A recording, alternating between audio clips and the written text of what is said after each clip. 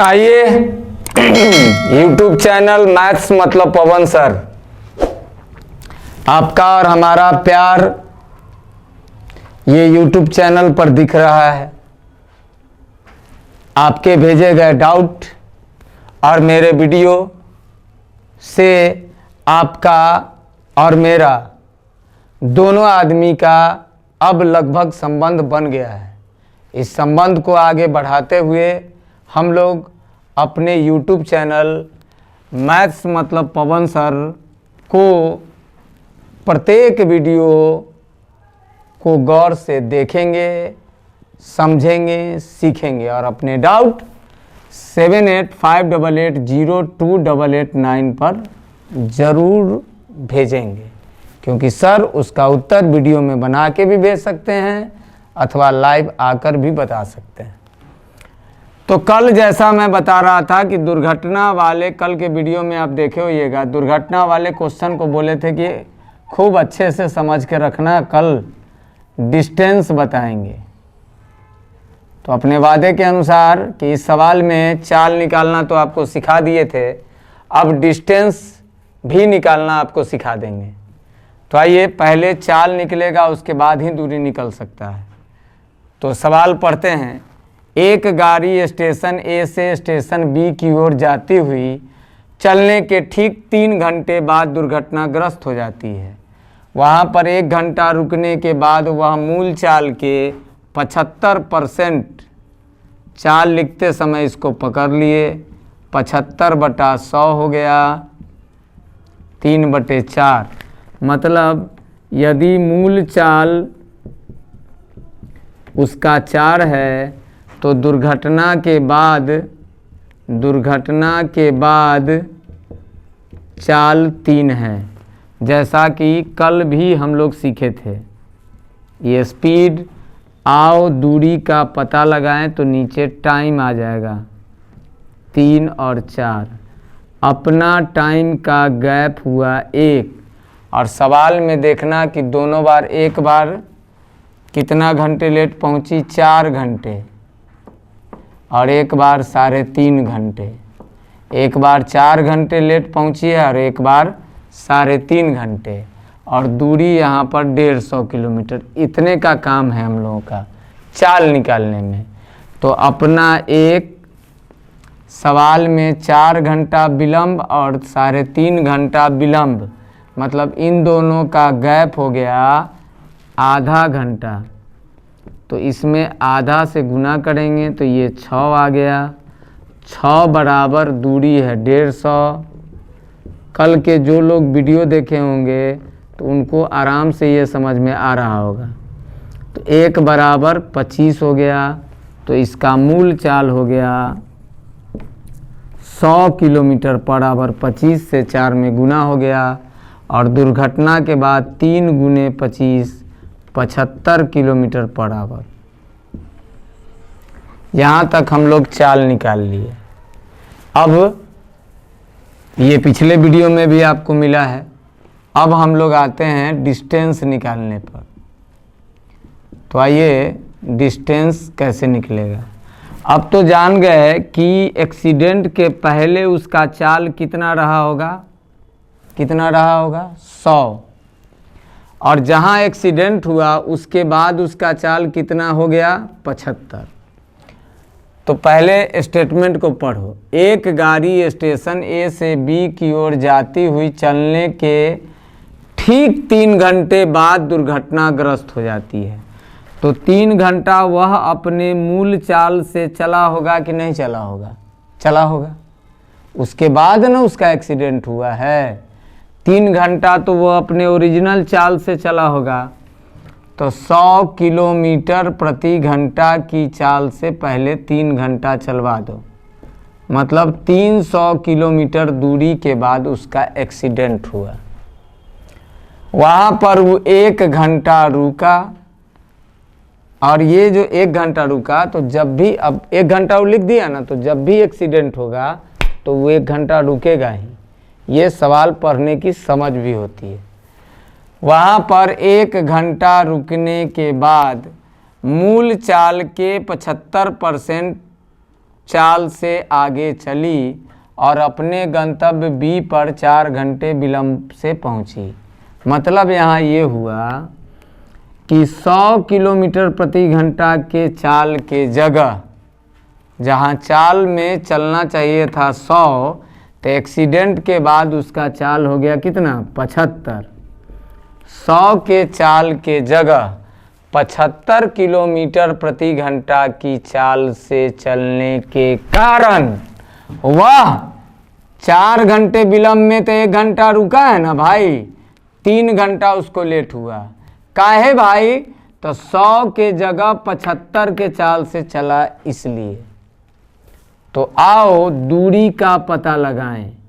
तो यहाँ हो जाएगा 300, तो यहाँ टाइम हो जाएगा 3, ये स्पीड हो गया तो टाइम हो गया 3, आई हो गया 4। अपना गैप 1, और सवाल में देखो 1 घंटा रुकने के कारण ना 4 घंटा लेट हुआ।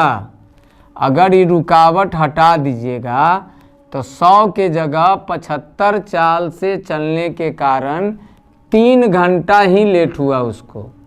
रुकावट को हटा दीजिएगा तो 100 के जगह 75 चाल चलने के कारण कै घंटा लेट हुआ?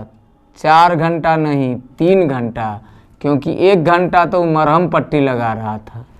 तो इसको अगर हटाए तो 1 के जगह 3 हो गया, 3 से गुना कर दीजिए तो 900 किलोमीटर दुर्घटनाग्रस्त होने के बाद चला। तो इसलिए आपका डिस्टेंस हो जाएगा, टोटल डिस्टेंस 300 पहले चला और 900 बाद में चला। उत्तर हो जाएगा 1200 किलोमीटर, और ये आपका राइट आंसर हो गया। नहीं तो इसको डिस्टेंस को निकालने के लिए पहले आपको चाल निकालने आना चाहिए, क्योंकि चाल आएगा तभी ना आप 3 घंटा चलवाइएगा तो 300 किलोमीटर पता चल गया। अब 100 के जगह, ये भी चाल आपको मालूम है, 100 के जगह 75 के चाल से चलने के कारण, यहाँ पर केवल गौर करना जो रुकने वाला समय है उसको हटा देना। 100 के जगह 75 चाल से चलने के कारण 3 घंटा विलंब होता है। 100 के जगह 75 चाल से चलने के कारण 3 घंटा विलंब होता है। अपना विलंब मेरे अंगने में 1 का विलंब है, 1 घंटे का। देखिए अपना 1 सवाल का 3, तो 300 बराबर 900। 900 किलोमीटर दुर्घटना के बाद चला, 300 किलोमीटर पहले चला, टोटल डिस्टेंस 1200 किलोमीटर। ये आपका आंसर हो गया। एक सवाल और बताते हैं। ठीक इसी प्रकार का एक दूसरा सवाल भी पिछले वीडियो में था, उसी सवाल को फिर से लिए हैं। इसमें भी पहले चाल निकालेंगे, उसका दूरी निकालेंगे। तो ये चाल के लिए तो पहले ये पकड़ लेना है 4/5, ये वाला पकड़ लेना है, और ये दूरी। ठीक है, उसके बाद फिर आते हैं डिस्टेंस पे। 4/5 का मतलब है कि उसका सामान्य चाल 5 होगा, तो दुर्घटना के बाद चाल 4 हो गया होगा। आप ज़रूर पिछला वीडियो को गौर से देखिए, समझ में आ जाएगा। आओ दूरी का पता लगाएं, 20 हो जाएगा, नीचे टाइम हो जाएगा 4 और 5। अब यहाँ पर गैप है 1 घंटे का, अपना भी एक ही है, सवाल भी एक ही है, तो गुने 1 तो 20, लेकिन दूरी क्या है 80, तो काट लेंगे 1 बराबर 4। मतलब दुर्घटना से पहले उसका चाल था 20 किलोमीटर पर आवर, और दुर्घटना के बाद उसका चाल था 16 किलोमीटर पर आवर। ये चाल आपका निकल गया। दुर्घटना से पहले चाल था 20 और दुर्घटना के बाद 16। अब पहले देखो, एक गाड़ी स्टेशन ए से बी की ओर जाती हुई चलने के ठीक 1 घंटे बाद दुर्घटनाग्रस्त हो गई। तो 1 घंटा तो वो अपने ओरिजिनल चाल से ही चला होगा। डिस्टेंस के लिए अब आते हैं, सोचते हैं 1 घंटा बाद दुर्घटनाग्रस्त हुआ, तो 1 घंटा तो वो अपने ओरिजिनल चाल से चला होगा। तो 20 किलोमीटर पर आवर की चाल से 1 घंटा चलाएंगे तो कै किलोमीटर हो गया? 20। अब केवल एक ही लाइन को पकड़िएगा, दोबारा लाइन को पकड़ने का ज़रूरत नहीं है, केवल एक ही लाइन पर विलंब से पहुंची, एक ही लाइन, यदि के बाद पकड़ने का कोई ज़रूरत नहीं है। तो दुर्घटना से पहले वो 1 घंटा चला था, तो 20 के चाल से चला, 1 घंटा में 20 किलोमीटर चल गया। अब 20 के जगह 16, 20 किलोमीटर पर आवर के जगह 16 किलोमीटर पर आवर की चाल से चलने के कारण बोले हैं रुकावट को हटा दीजिएगा, तो 2 घंटे जो विलंब है तब दिखाई देगा 1.5 घंटे विलंब। कितना विलंब? 1.5 घंटे। आओ दूरी का पता लगाएं। 20 चौका 80, 16 पचे 80। अपना गैप 1 का, 2 घंटा विलंब में आधा घंटा तो रुका है भाई, 2 घंटे विलंब में आधा घंटा तो रुका है भाई, 2 घंटे विलंब में आधा घंटा तो रुका है भाई, तो 1.5 घंटा यहाँ लेंगे, माने 3/2, 3/2 से गुना कर देंगे, तो 40 तिहाई 120 किलोमीटर। तो यहाँ टोटल डिस्टेंस आ जाएगा, टोटल डिस्टेंस आ जाएगा 120 और 20, 140 किलोमीटर। ये आपका राइट आंसर हो गया। पहले जब चाल था 20 किलोमीटर प्रति घंटा, तो 1 घंटा चला तो 20 किलोमीटर चल गया। उसके बाद 20 के चाल से न चलकर, 20 के चाल से न चलकर 16 के चाल से चलने के कारण, 20 के चाल से न चलकर 16 के चाल से चलने के कारण वह 1.5 घंटे विलंब से पहुंचा। 2 घंटे में आधा घंटा रुका है, ध्यान रखना है। 1.5 घंटे विलंब से पहुंचा, 20 के जगह 16 चाल से चलने के कारण। अतः आओ दूरी का पता लगाएं। 4-5 टाइम ऊपर में स्पीड हो गया तो नीचे में टाइम हो गया। अपना गैप 1 का, सवाल का 3/2 मतलब 120 किलोमीटर। यह दुर्घटना के बाद की दूरी है, पहले की दूरी 20 किलोमीटर है, टोटल डिस्टेंस 140 किलोमीटर है। अब आपके पास उत्तर है 20, 16 और टोटल दूरी 140। अब इस उत्तर से हम आपको पूरा सवाल समझाने का प्रयास करेंगे। इस वीडियो को देखते रहिए और अब उत्तर से हम पूरी बात आपको समझा देते हैं। तो आते हैं, इसको मिटाना पड़ेगा क्योंकि मिटाएंगे तभी फिर से आपके पास 3 आंकड़ा रहना चाहिए। एक चाल है आपका 20, दुर्घटना के बाद 16 और डिस्टेंस है आपका 140 किलोमीटर। ये 3 गो आपका उत्तर आया था। इन तीनों से हम सवाल की पुष्टि आपको कर देते हैं, पूरा सवाल पढ़ के और सबको बैठा के समझा देते हैं।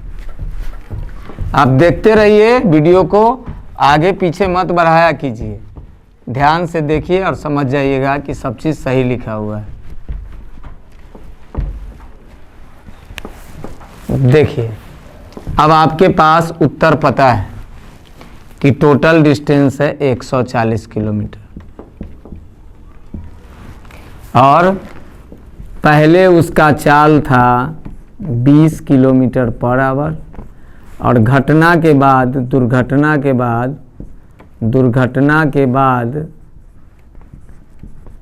बाद चाल हो गया है 16 किलोमीटर पर आवर। आइए शुरू से पढ़ते हैं। स्टेशन ए और बी है। एक गाड़ी स्टेशन ए से बी की ओर जाती हुई चलने के ठीक 1 घंटे बाद दुर्घटनाग्रस्त हो जाती है।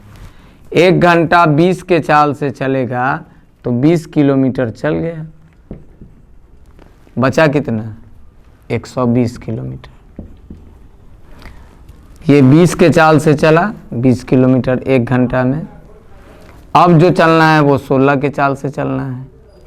अब जरा सोचो कि 20 के चाल से ही अगर यह चले और यहाँ पर क्या हुआ, जब दुर्घटना हुआ तो आधा घंटा रुक गया है ये, तब जाके आधा घंटा यहाँ पर रुका, जिस कारण यहाँ 2 घंटा इसको विलंब हुआ। अगर न रुकता तब 1.5 घंटा विलंब होता, राइट। तो 20 के चाल से पहले 20 चला, बचा कितना 120। 120 चलेगा किस चाल से? 16 के चाल से। काहे कि अब तो 40 का कम गया, तो 16 के चाल से 120 चलेगा। तो पहले आप 140 किलोमीटर को 20 के चाल से चलवाइए तो कि ए से बी तक में कितना समय लगता है? तो 140/20, तो 20 से कै घंटा लगा? 7 घंटा। मतलब अगर 20 के चाल से पूरा चलता, एक्सीडेंट ये सब नहीं होता, तो 7 घंटा में पहुंच जाता। लेकिन एक्सीडेंट हुआ तो 1 घंटा तो 20 के चाल से चला, अब यहाँ से 1 घंटा ही चला। अब 120 किलोमीटर तुम 16 के चाल से चलवाओ, काहे कि दुर्घटना के बाद उसका चाल हो गया 16। तो 120/16, 4 चौका 16, 4 तियाई 12, 2 दूनी 4 और 2 से 15। मतलब इसको लग गया कितना? 7 पूर्णांक 4 चौका 16, 4 चौका 16 और 4 तियाई 12, 2 दूना 4, 2 से 15, 7 पूर्णांक 1/2 घंटा।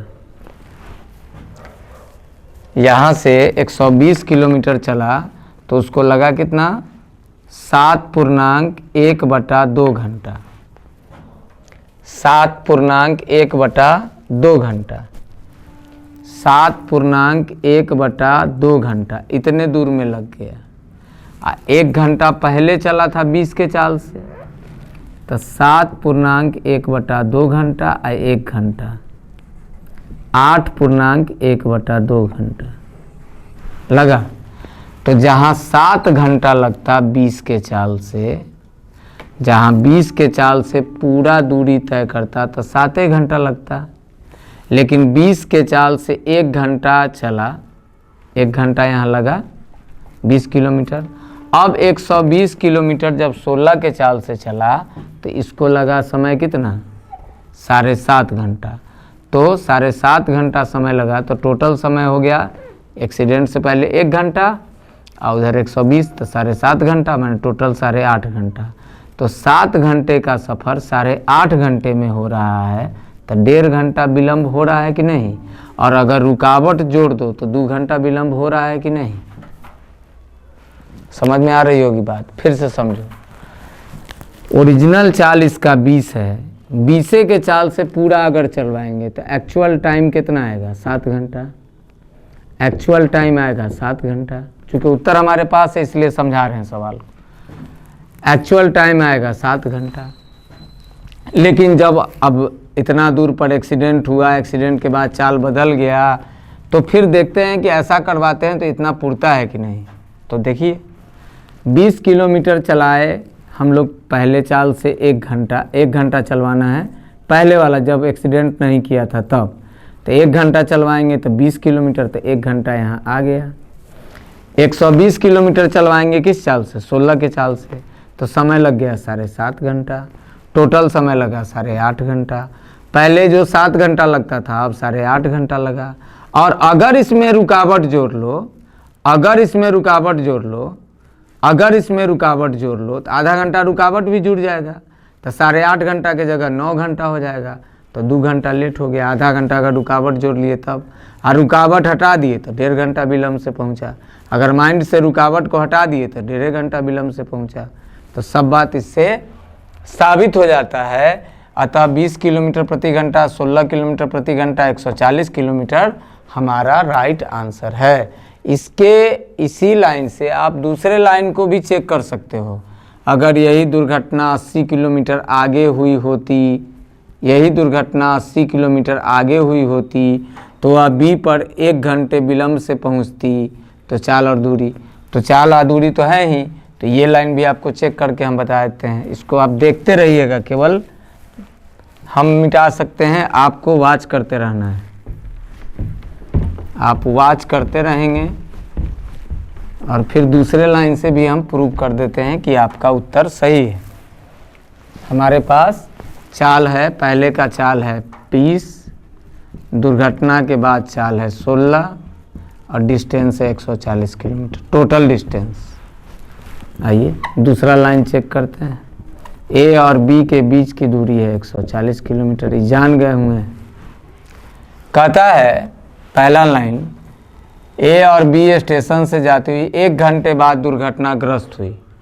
यदि यही दुर्घटना 80 किलोमीटर आगे हुई होती, मतलब पहले जो 20 किलोमीटर पर एक्सीडेंट हुआ था, यहाँ न होके 80 किलोमीटर आगे हुआ होता, मतलब 20 के चाल से 100 किलोमीटर चलता तो 5 घंटा लगता। और हमको मालूम है कि अगर पूरा 20 के चाल से चलवाएंगे तो 7 घंटा लगेगा। 80 किलोमीटर आगे, 20 के जगह 80 किलोमीटर आगे मतलब 100 किलोमीटर, तो 100 किलोमीटर 20 के चाल से चलेंगे तो 5 घंटा लगेगा। 100 इधर ख़त्म हो गया तो इधर बचा कितना, 40। अब 40 चलेगा 16 के चाल से, तो चलाइए 40 16 के चाल से, 40 चलाएंगे 16 के चाल से, तो 4 चौका 16, 4 दहाई 40, 2 दूनी 4, 2 पचे 10, 2.5 घंटा। तो अपना समय कितना लगा, 5 घंटा प्लस 5 घंटा प्लस 2 घंटा 2.1/2 मतलब 7.1/2 घंटा, राइट। और जब भी रुकेगा तो आधा घंटा रुकेगा, तो इसको 1 घंटा नहीं समझिए, आधा घंटा रुका तो आधे घंटा। तो देखिए आप 7 घंटा और 7.5 घंटा, आधा घंटा का गैप आया कि नहीं है, आया। या रुकावट को अगर जोड़ लेते हैं इसमें आधा घंटा तो ये 8 घंटा पूर जाएगा, तो 7 घंटा 8 घंटा, 1 घंटे का गैप आया कि नहीं आया। मतलब किसी भी तरीके से आप चेक कर सकते हैं, लेकिन आपको चेक नहीं करना है, ये आपके ज्ञान के लिए बताए हैं। आपको तो उत्तर बताना है, तो उत्तर आप ऐसे ही बनाएंगे, 20 किलोमीटर प्रति घंटा, 16 किलोमीटर प्रति घंटा, और दूरी आपको हम सिखा दिए। आते हैं अगले सवाल में, जो अब अलग टाइप का होगा। तो हमको ऐसा लगता है कि टाइम एंड डिस्टेंस को अब चेंज करके अगले चैप्टर में हमको चलना चाहिए। तो आज का वीडियो इतने ही तक, कल फिर नए वीडियो के साथ हम लोग मिलेंगे और हमारा नया चैप्टर शुरू होगा। कल बताएंगे आपको नए चैप्टर के बारे में। साथ ही अब टाइम एंड वर्क, नल टंकी और टाइम एंड डिस्टेंस, 3 चैप्टर आपके पास है। टाइम एंड वर्क, नल टंकी और time and distance. Time and work, pipe and cistern और नल टंकी। टाइम एंड वर्क, नल टंकी, टाइम समय और काम, नल टंकी और समय और दूरी, मतलब time and work, pipe and cistern and time and distance. ये 3 चैप्टर आपके पास है। इन तीनों के डाउट फिर से आप भेज सकते हैं। ऐसा नहीं कि टाइम एंड वर्क हो गया तो छोड़ देंगे, नल टंकी हो गया तो छोड़ देंगे। आप तीनों के डाउट भेजते रहिए, आपके डाउट का हमें इंतज़ार रहेगा। और आपका अपना YouTube चैनल मैथ्स मतलब पवन सर 7858802889, यहाँ शॉर्टकट बताए तो जाते हैं, लेकिन शॉर्टकट बताने में बहुत अधिक IQ लगा के आपके पास पहुंचाया जाता है। मैं किसी की शिकवा शिकायत करता नहीं हूँ, ना ये मेरे आदत में है और ना ही मेरे क्लासरूम एक्टिविटी में है। आप सब लोग, अगर जो लोग यहाँ पर हैं मुजफ्फरपुर में लोकल, अगर हमारी बात समझ पा रहे होंगे तो समझिए, चूँकि आज 5 मिनट समय है मेरे पास, तो आप समझिए इस बात को कि मैं पिछले 12-13 साल से इस नगर में पठन पाठन का काम करा रहा हूँ। उपलब्धियाँ गिनाना अच्छी बात नहीं है। बहुत सारे लड़के अपने मेहनत के बदौलत हमारे गाइडलाइन में नौकरी में है, सरकारी नौकरी में है, और ये पूछने की बात है, आप पता भी कर सकते हैं। तो अगर आप ऑफलाइन ज्वाइन करते हैं तो आपको डबल बेनिफिट हो जाता है। ऑफलाइन में सशरीर पवन सर के साथ मिलकर दिन रात परिश्रम करके मैथ सीखना, और ऑनलाइन में जो वीडियो आपको अपलोड होता है, कहीं कहीं नए बच्चे जो होंगे वो किसी बात को समझ नहीं पाते होंगे, और किताब में चूँकि हमारे बनाने का तरीका और किताब में बनाने का तरीका बिल्कुल अलग होता है, तो फिर किताब के आंसर से जब आप मैच कराते होंगे तो आपको आंसर तो मैच होता होगा, वही संख्या आता होगा, लेकिन बनाने की प्रक्रिया जो अबूझ रहती होगी, तो आप ऑफलाइन क्लास ज्वाइन कर सकते हैं। और अपने यहाँ सीट लिमिटेड है।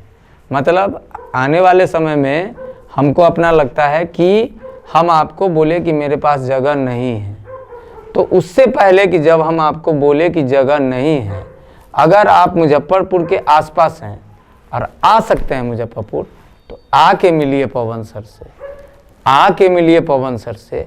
ये ऑनलाइन में आप देखिए वीडियो, समझदारी बढ़ेगा, अभ्यास बढ़ेगा। अगर पढ़े हुए हैं तो फिर रिवीजन करने के लिए टेंशन नहीं है। वीडियो तो मेरे पास ही है सर का, रिवाइज करेंगे, दिन रात करेंगे और मैथ मेरा आसान हो जाएगा। तो अगर आप निकटवर्ती हैं तो मेरा ये राय है कि आप ऑफलाइन ज्वाइन कर सकते हैं।